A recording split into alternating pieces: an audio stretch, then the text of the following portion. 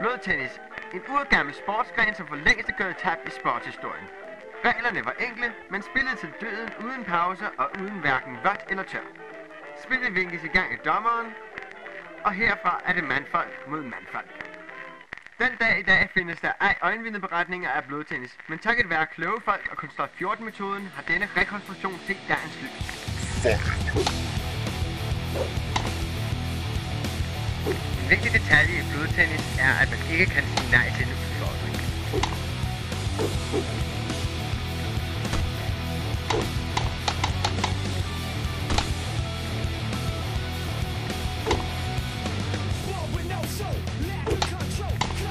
Man spiller for venskabets skyld.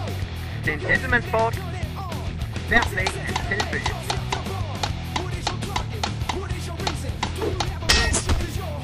I en dyst for råstyrke som blodtennis er det vigtigt, at man ikke er en pige. Tager sin bank. Det må have gjort ondt.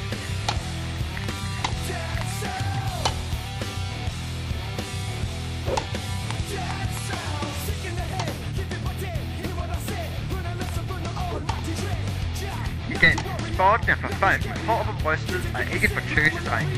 Så flyt dig. Spillet foregår på en bane af hvilken som helst karakter, og det er tilladt at bevæge sig væk fra det område, man startede i.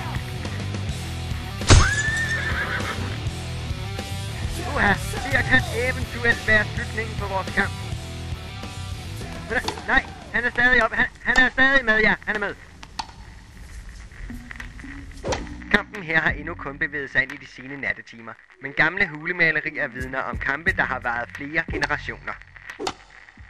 Den er ude. Ja, den er klart ude. En fortræffelig smash. Begge spillere har de sidste 18 timer udvist fantastisk viljestyrke og mod, men det lader til, at en grofuld skæbne er i vente for denne unge spiller. Monsteren har guld i munden, og spillet fortsætter. Spillet er nu flyttet fra den dunkle automobilindholdplads ud i den danske sommer.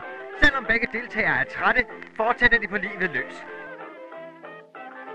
Men ikke længe, for nej, det ser ud til, at den fede er nede. Og ja, vi har en vinder. Spillet er slut. Der er fundet en vinder. Ja, blodtennis er slut.